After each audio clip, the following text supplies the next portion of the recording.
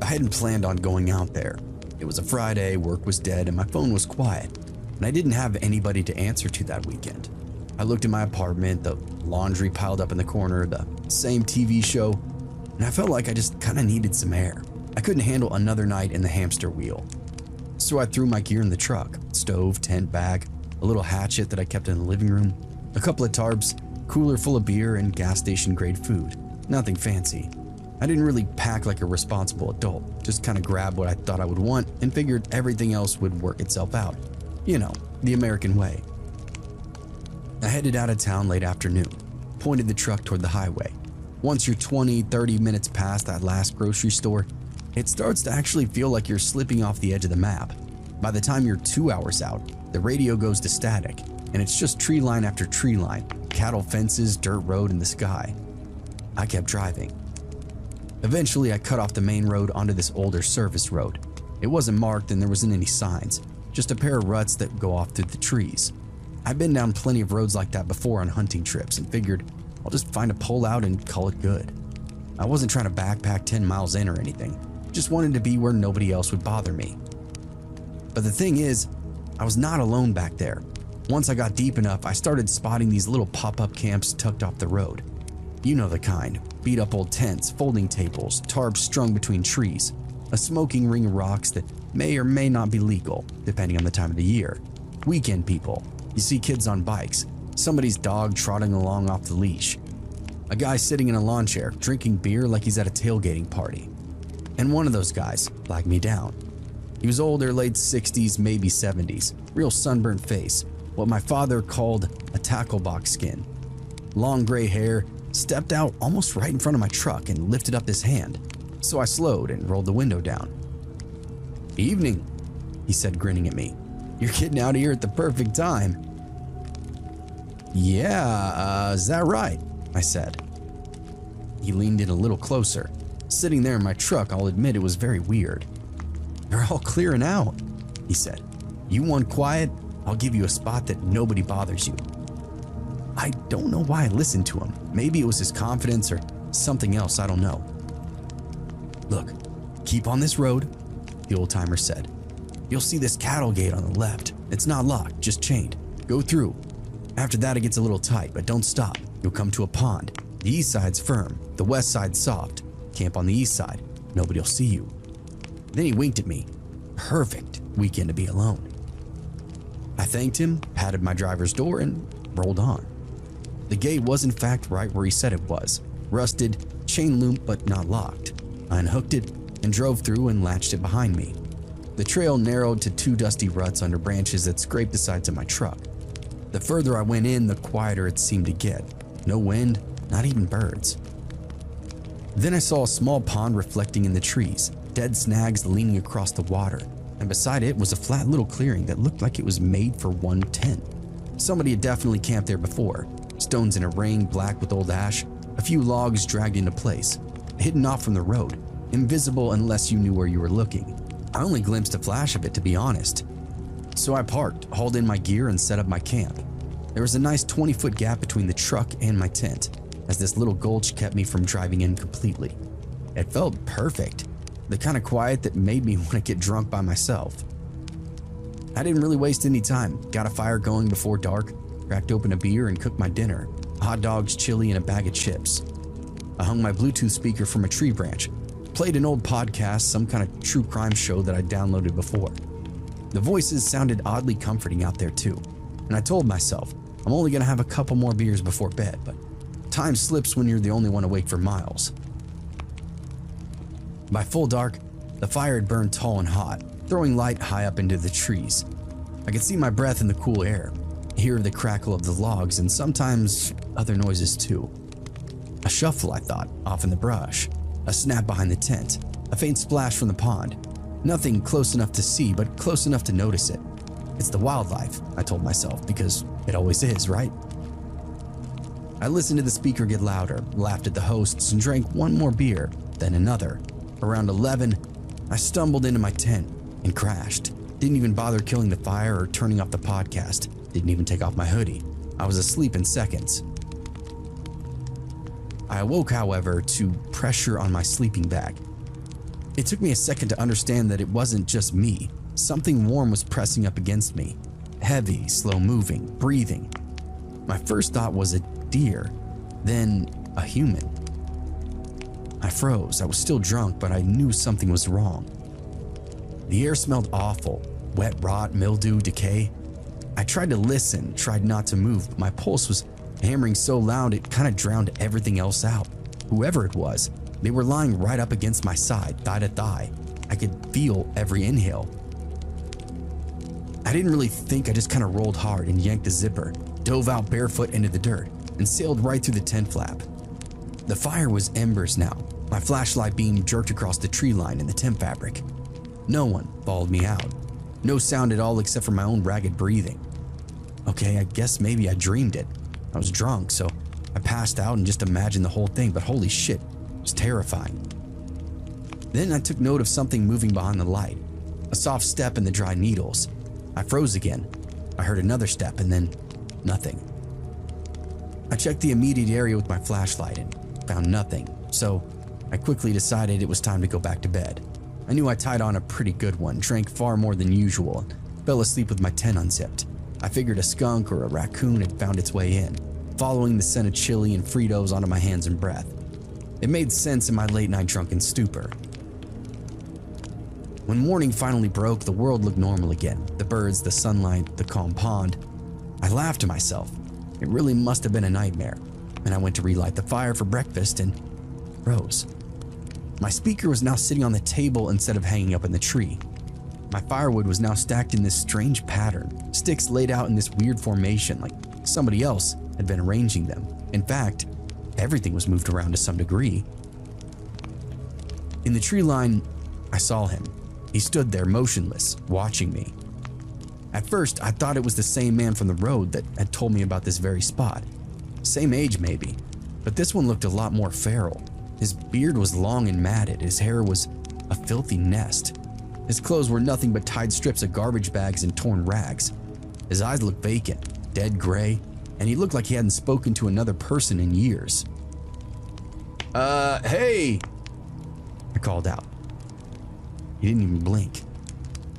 Sir, are you okay out there? Still nothing. He stepped forward, one jerky movement at a time, arms twitching at his sides. I took a step back. He continued to come closer. It felt like I was watching some kind of zombie from a movie. All right, that's close enough. Just stop right there, I shouted. I still didn't get any kind of reaction though. I quickly snatched up the hatchet from the stump. All right, you come any closer and I swear to God. Still nothing, just that blank stare as he continued to march straight for me. In that moment, I realized I might actually have to kill this guy. I ran to the truck and grabbed my pistol from the glove box, fired one round into the dirt, and the shot echoed off all the trees. And that got him to stop. He flinched and then spat into the dirt, then turned his back to me and stood there. Stood still, held frozen solid, just facing away like he was waiting for something to happen. I kept the gun on him for what felt like forever. The guy still wasn't moving, not even swaying. That's when I realized there were footprints in the dirt between us. My campsite was now covered in them. Bare feet, long strides, toes dug deep into the dust. He'd been walking around and through my campsite for a while, maybe even all night. This time I didn't wait for him to move again. I kept my gun trained while I backed away toward the camp, tossing my gear into the truck one piece at a time. Tent, cooler, sleeping bag. The whole time he stayed right there at the tree line, back to me. When I went to go grab my pack from the tent, a smell hit me again, that damp chemical human smell. The inside was telling. My blanket pushed aside, sleeping bag twisted, dirt smeared across the floor like something had crawled in it.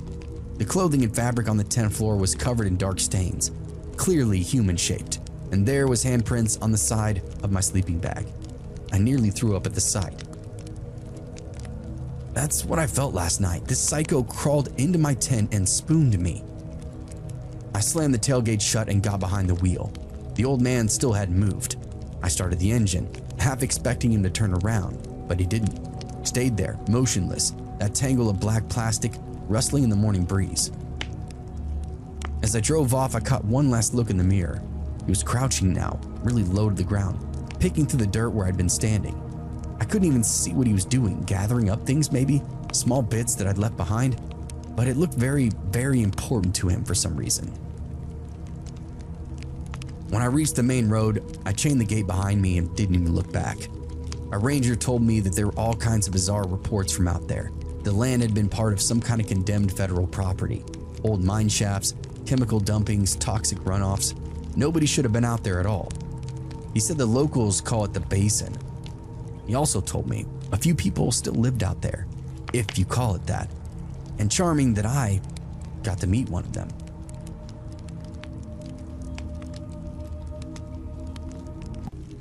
By August, the Lowveld had gone pretty silent. The grass was brittle and the air was full of dust, and the water holes had shrunk into muddy pits ringed with bones. This was the season when everything starved. Hyenas were thin, giraffes would stick to the deep plains. Even the vultures stayed grounded, conserving what little they had left. I'd been guiding safaris for more than a decade now, but I've never seen the bush this desperate. Predators had started turning on livestock and the villagers were really scared. 2 weeks ago, a herdsman was taken near the riverbed. The radio chatter was constant. Missing goats, missing dogs, missing people. The prides were moving closer to the roads, shadowing vehicles, pacing the horizons. They are notoriously lazy hunters, so when things get hard, they'll kill pretty much anything they can find. It's a harsh reality of being in the desert. That morning, my partner Rory and I had drove out ahead of the client tour, scouting the route toward the dry pans. We didn't speak much. A few miles out, we saw them again. 9 lions, strung along the ridge, not resting in the grass like they should have been, but following along. They'd been doing it for days now. Unsettling, but nothing we hadn't seen before. "They're tracking us," Rory said, glassing up the slope. I nodded. "They're tracking something, but it might not be us." We reached the camp by sunset. No clients tonight, no other guided camps, just us and whatever lurked beyond the firelight. The air dropped fast, hitting the mid-40s by midnight. Somewhere far off, a lion roared, and another answered from the opposite direction. I told Rory to keep his rifle near and his bladder in check. Didn't need any goofy accidents. The tracks that we'd seen at dusk were very fresh. A big male's paw prints led straight toward camp before veering off into the scrub. They were here and didn't care who knew it. That night before turning in, I remember saying, "If they're out there, they'll keep to the high grounds." Boy, was I wrong. I woke to pressure on my spine, hot, rhythmic, alive. Not weight like a person, but mass, breathing, and I froze. The canvas behind me had flexed with each exhale, heat radiating through my thermal. Something rumbled through the fabric, deep and steady, like a Mac engine. It took a second to understand what in fact I was feeling. Then my blood turned to ice. There was a lion laying against my tent. I could even feel the purr vibrating through my ribs. The air was smelling some kind of awful, musky and sweet and coppery, like meat left in the sun. I didn't dare move. "Eli," Rory whispered from his tent, voice cracked and shaking. "You awake?" I wanted to kill him for speaking, and for a moment, I felt its claw extend from the pad and into my back and hips. At that moment, I felt like a bit of food at the end of a fork. The lion's breathing then hitched and the weight shifted. The canvas groaned as it rose up, brushing my back and towering. The tent poles creaked, dirt popping beneath the stakes. I didn't need to see it to know.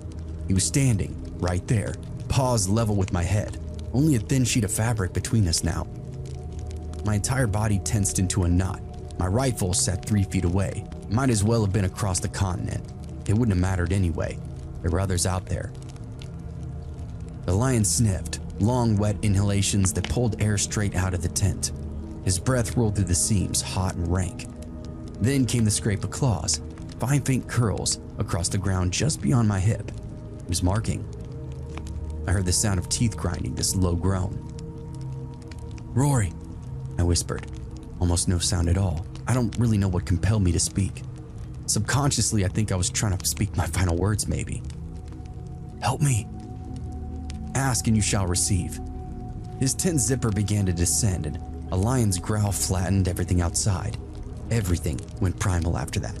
Snarls erupted between us. different pitches overlapping. The Pride was answering the male. I heard one sprint past my tent, heavy paws tail whipping the canvas. Another hit something metal with a clang. In the morning, we'd see it was the truck. Rory screamed, but it cut off after a second. Realized just how fatal the situation was. Any amount of attention could be death. My heart pounded so hard that it shook my teeth. I could feel the ground vibrating with their movement. One line roared close enough that it brought tears to my eyes. The sound wasn't volume, it was pressure. My eardrums flexed before it. The tent even seemed to breathe with it, bowing in and then out. It really felt like a movie. Everything told me that I was about to die. Another line came by, female by the lighter steps, charged through the far side of the camp. I heard her slam against the cooler, the lid popping open, tin cans and plastic scattering around. Then this screeching tear as the claws raked the bin around the campsite. Rory made the mistake of flicking on his headlamp. The beam cut through the wall of my tent, bright white and trembling, and in that slice of light, I saw its shadow, the male's head. It was massive and round, the muzzle pushing the canvas inward. Every whisker impression was visible. His jaws were open, and I saw the silhouette of his teeth now cutting across the fabric, inches from my face. I swear you could see steam rising up from where his breath hit. I stopped breathing entirely. My chest ached in this bad way, eyes still watering. My heartbeat now became the only thing I could hear. He huffed again, this deep, irritated gust that flapped open the canvas against my cheek. Then, out in the dark, a lioness gave this short, sharp grunt, and they all sprang into motion. The male snarled, annoyed, tail thudding the ground, then stepped back. The heat peeled away from the tent wall and the outline then vanished. He turned his body, brushing up against the entire length of the canvas as he passed it, his mane rasping like sandpaper. I heard the thud of each paw as he walked towards Rory's tent. "Don't move, man," I whispered. His light went dark, and the only sound the lions were making now was them pacing around us, breathing and tails whipping up against the dust, at least 4 of them, maybe more. The male then froze again, and he made this sound, a deep, chesty snort, and the others went quiet instantly. I pictured them all crouched, eyes reflecting the starlight, paws kneading through my skin, teeth, claws, my blood soaking into the sand. As soon as it started, they just kind of moved off. It wasn't in a panic, just this sudden burst of controlled energy. After a few seconds, we couldn't even hear them anymore. The silence they left behind was worse than the noise. My whole body was now soaked in sweat, freezing against the night. What the hell just happened? After a long time, I heard Rory whisper to me, "You alive?" "Yeah," I croaked. "You?" "I think so." We stayed awake until the sky started to lighten up, rifles in reach, listening for a return that never came. By sunrise, the camp looked like it had survived some kind of storm. The fire pit was scattered with paw prints, lapping in every single direction. The cooler lay tipped on its side, lid torn off, edges shredded. My tent sagged from where that lion had leaned on it, canvas slick with dew and greasy film of some kind. I stepped outside and felt the cold air hit my face. It was quite sobering. The horizon glowed pale and gold. It felt like a victory. Rory then came out after me, eyes hollow. Neither of us spoke.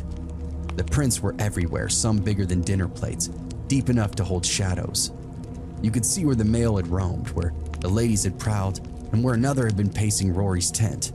It wasn't a visit, it was some kind of inspection. "They could have easily taken us," he muttered. I nodded, no need for another comment. The radio crackled in the dirt below the table, crate hissing static. I turned the dial with numb fingers until a voice cut through, urgent and breathless, full of noise. "Repeat, 1 confirmed fatality in Sekwan village. Male adult, attacked during the night." Rory and I locked eyes. The radio kept talking. "Livestock pen destroyed, 2 goats taken. Tracks indicate a Pride, at least 6 strong, moving southwest." Southwest, away from us. I lowered the radio. The bush went quiet again, but it felt more alive, like anything could step out of that high grass. "They were hunting," Rory said to me. "Consider yourself lucky." He frowned, nodding. I looked out across the open plain, and from where we stood, you could see the ridgeline, faint tracks etching into the dust. On the other side, was a town where a man had now died, a place where we took our safaris for supplies on a regular basis. For whatever reason that night, the lions didn't kill us, and I accepted that without question. What else could I really do? The plains are super unforgiving out here. Survival is moving on from victories because almost all of them are temporary.